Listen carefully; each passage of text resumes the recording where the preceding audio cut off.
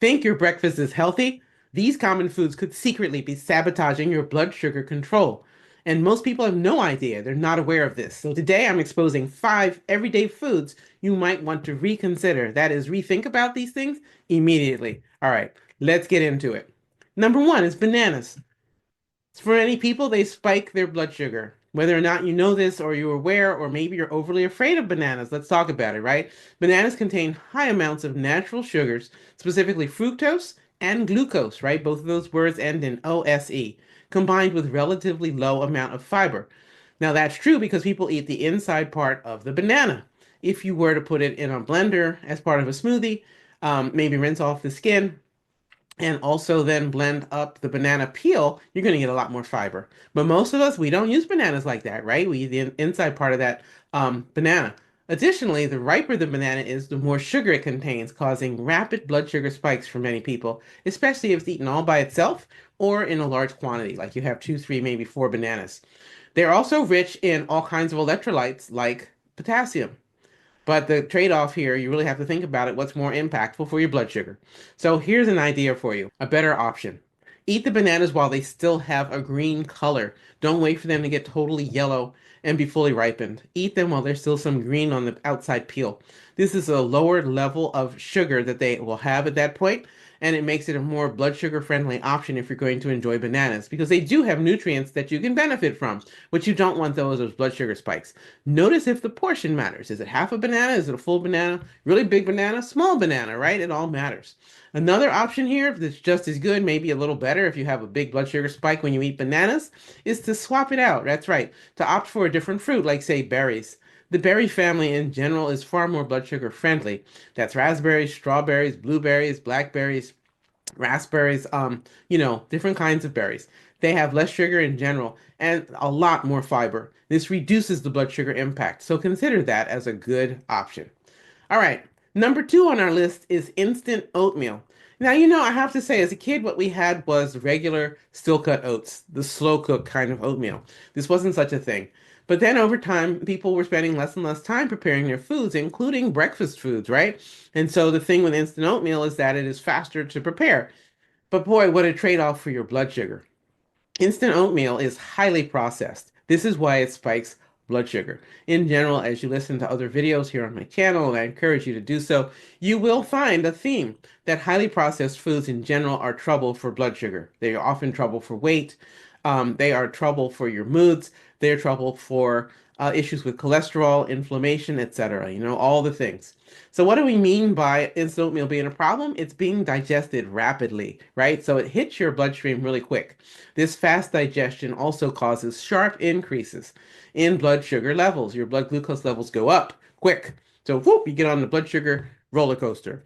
Many instant oatmeals also have added sugars, compounding the issue. Read the labels, something that I frequently recommend here on this channel. Always check those labels. You'd be amazed how much junk is added to these foods.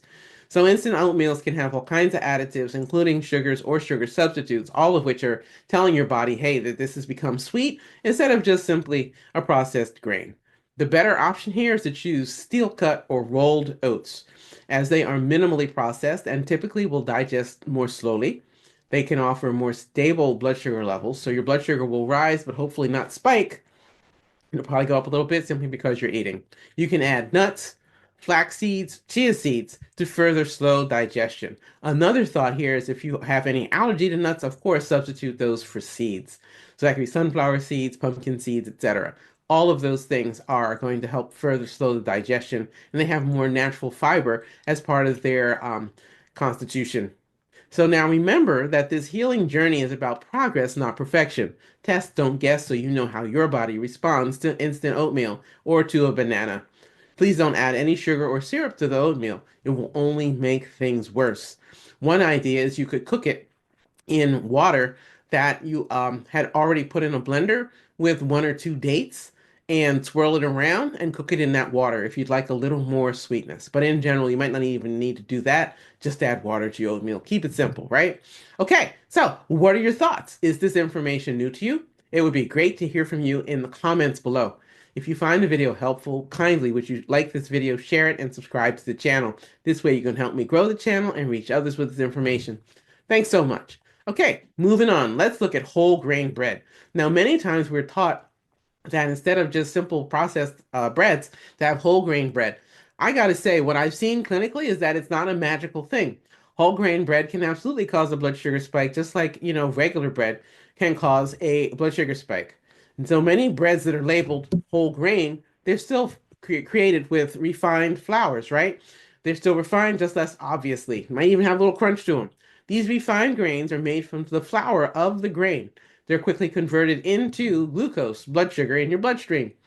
Even true whole grain bread can have the same effect. It can spike blood sugar quickly and significantly if consumed in larger portions.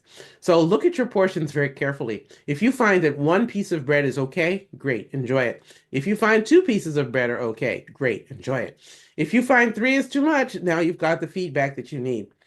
Two may have been too much. One could have been too much. A half a piece of bread. People are so different in how they respond, really, to any kind of grain, including when it's in the format of a bread. Now, a better option here, and I've seen this work for folks, is you can choose sprouted grain or sourdough breads. Sprouted grains and fermentation, as in the example of sourdough. Sourdough is a fermented bread. These lower the bread's glycemic index, the GI index. Glycemic index means how people's bodies typically respond to those particular foods when they're eaten. And since it has a lower glycemic index, this can lead typically to gentler blood sugar responses. That might be a simple swap. Try it out, see if this has worked for you. So test, don't guess, so you know how your body responds to any bread, including whole grain bread. All right, another thing that people commonly think of as healthy, fruit juice. Nope. Here's why it spikes blood sugar. To create that fruit juice, the fiber that naturally comes with the fruit is stripped away. And the only thing that's left is the juice.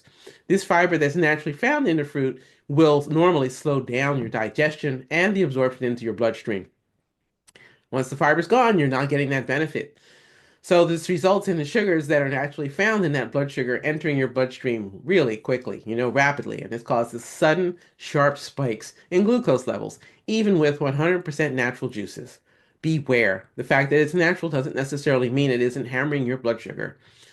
Another option, a better option, of course, to drink water. Yes, water. And if you just get tired of plain old water, you could drink that water flavored with slices of fresh fruit, slices of cucumbers, celery. There's all sorts of things that you could put into the water to enjoy it a little bit more. Some mint, some basil.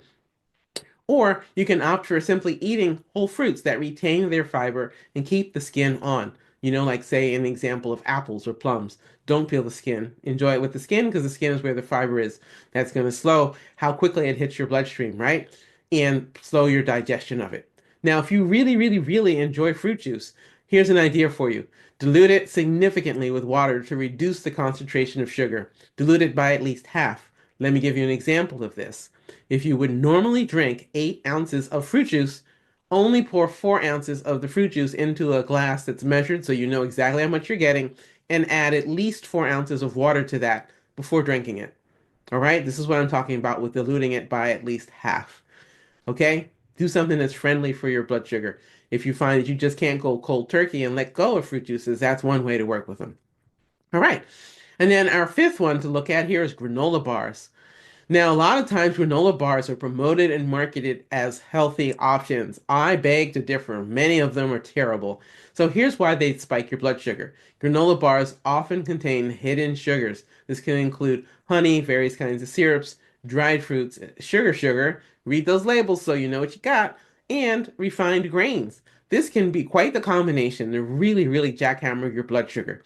Even bars marketed as healthy or organic can rapidly elevate your blood sugar because they have these high glycemic index ingredients in them and minimal protein or fiber. More protein content in a granola bar, more fiber content in a granola bar means then that it will slow the digestion of that product, of those foods, so that it doesn't have the same bad effect on your blood sugar. When it's low in protein, like say 4 grams or less of protein, it's low in fiber, 4 grams less of fiber, probably not going to be good, right? A better option to choose the low sugar bars that contain plenty of nuts, seeds, and higher amounts of protein, or better yet, make your own at home so you can completely control the sugar content. This way, you're not going to be surprised by an odd reaction to something that they added that you didn't know was going to hammer your blood sugar. Alternatively, you could snack on raw nuts or nut butter combined with veggies for stable blood sugar levels. Now, if you're allergic to nuts, by all means, swap that out and use seeds or seed butter, like pumpkin seed butter, sunflower seed butter, etc., combined with vegetables for stable blood sugar levels. In fact, if you have sesame seed butter, also called tahini, that can be delightful, especially with roasted vegetables. Oh, that can be an amazing snack, blood sugar friendly, and maybe keep you out of other trouble, right, with food choices. So bottom line, friends, here is this. Test, don't guess, so you know how your body responds to granola bars, including the ones that claim to be healthy. Don't let the marketing claims fool you. Okay, so what are your thoughts? Which food shocked you the most? I'd love to hear from you in the comments below. If you find this video helpful, please give it a like, share it, subscribe to this channel, and turn your notifications on. This way you can help me grow the channel and reach others with this information. Thank you so much. This healing journey is always about progress, not perfection. Please take great care of yourself. Self-care is not selfish.